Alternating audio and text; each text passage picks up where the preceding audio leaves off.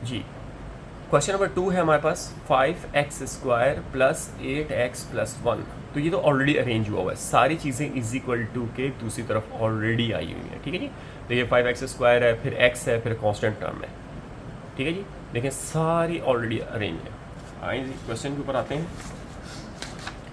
तो स्टार्टिंग में ही मैंने वैल्यू उठा ली कि x² के साथ जो लिखा होता था वो a होता था, x के साथ जो लिखा होता था वो b होता था, और ये कांस्टेंट टर्म होती थी, ठीक है। देखिए एज इट इज़ मैंने वैल्यू उठा ली कि x² के साथ जो लिखा हुआ है that is a, then b और c। a की वैल्यू यहाँ पे 5 दी हुई है। देखें जो भी x² के साथ लिखा हुआ वो हमारा a होता है, ठीक है। जो x के साथ लिखा होता है वो हमारा b होता है, और देन कांस्टेंट टर्म हमारे पास c होती है, ठीक है। एज इट इज़ हमने उठा के रख ली जी। Then again using quadratic formula. Quadratic formula वही है जो पिछले क्वेश्चन में आपको बताया था, x is equal to minus B plus minus under root B square minus 4ac upon 2a। Then हम वैल्यू पुट करेंगे इसके अंदर। अगर आप देखें तो b की वैल्यू बेटा 8 दी हुई है। देखें -8 plus minus under root 8 square minus 4a की वैल्यू 5 दी हुई है, 5। ये देखें ऊपर a की वैल्यू 5 है तो 5 यहाँ पुट कर दिया, 5c की वैल्यू ऑलरेडी हमारे पास दी हुई है ऑलरेडी 1, तो 1 यहाँ पुट हो गया, ठीक है।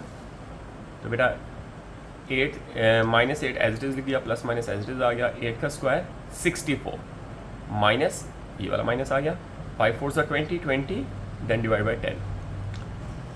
अब देखें बेटा 64 माइनस 20 दैट इज़ 44, ठीक है।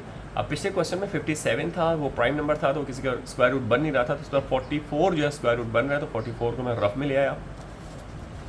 अगर आप देखें तो 44 सबसे छोटे टेबल से शुरुआत किया करें, ठीक है।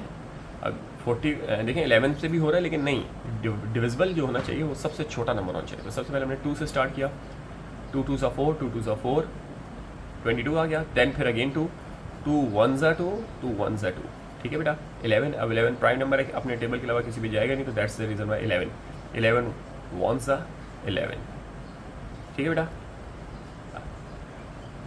ठीक है जी। 11 1 सा 11। तो अब हमारे पास टेबल में आ गए 2 मल्टीप्लाई बाई 2 मल्टीप्लाई बाई 11। तो ये देखिए मैंने यहाँ पे ये वैल्यू पुट कर दी रूट के अंदर, 2 मल्टीप्लाई बाई 2 मल्टीप्लाई बाई 11। अब 2 और 2 जब दो नंबर सेम आ गए तो इनका एक पेयर बनता है, ठीक है। तो एक पेयर बाहर आ जाता है, यानी कि एक पेयर 2 मल्टीप्लाई बाई 2, ये 2 एलिमेंट है, 2 नंबर आ गए तो इसका एक पेयर बाहर चला जाएगा। देखिए 2 बाहर चला गया। अगर आपको इसको और इजी वे में समझना है तो हमने रूट के अंदर 2 मल्टीप्लाई बाई 2 मल्टीप्लाई बाई 11 कर दिया। बेटा इसको हम यूँ भी कर सकते हैं, 2 का स्क्वायर मल्टीप्लाई बाई 11, फिर हम क्या करेंगे, रूट 2 का स्क्वायर अलग कर दिया, मल्टीप्लाई बाई 11 अलग कर दिया, ये और ये कैंसिल, 2 अंडर रूट 11, ठीक है। लेकिन ऑलरेडी क्वेश्चन इतने बड़े होते हैं तो इतने ये स्टेपिंग करने की आपको ज़रूरत नहीं है, ये अंडरस्टूड सी बात है, ठीक है। यहाँ तक आप पहुँच गए। अब देखें अब इन दोनों में से देखें ये एक वैल्यू है और ये हमारी दूसरी वैल्यू है, ठीक है। 2 वैल्यू है टोटल, दोनों में से देखें 2 कॉमन आ रहा है तो हम 2 कॉमन उठा लेंगे। मैंने क्या किया, 2 कॉमन उठाया, तो जब 2 कॉमन उठाया तो 8, 2 का टेबल 8 पे लेके जाएँ, 2 4 ज़ा 8, या यूँ कर लें या डायरेक्टली 8 डिवाइड बाई 2 कर लें, ठीक है।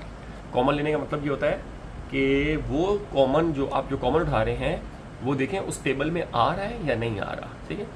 2 1 ज़ा 2, 2 2 ज़ा 4, 2 3 ज़ा 6, 2 4 ज़ा 8, तो यहाँ आ गया देखें 4, माइनस एस डिज़ आया, यहाँ से तो डायरेक्ट 2 कॉमन आ गया, तो देखें 2 ऑलरेडी कॉमन निकला, 11 डिवाइड बाई 10। अब ये बाई 2 है तो 2 1 ज़ा 2, 5 ज़ा 10, तो ये 2 ख़त्म हो गया और नीचे आ गया 5, ठीक है। तो अब देखें प्लस माइनस है तो आइदर और कर लेते हैं एक दफ़ा, x is equal to -4 plus under root 11 upon 5, यानी कि ये वाला जो साइन था एक दफ़ा प्लस में और एक दफ़ा बेटा माइनस के अंदर, -4 plus minus under root 11 upon 5।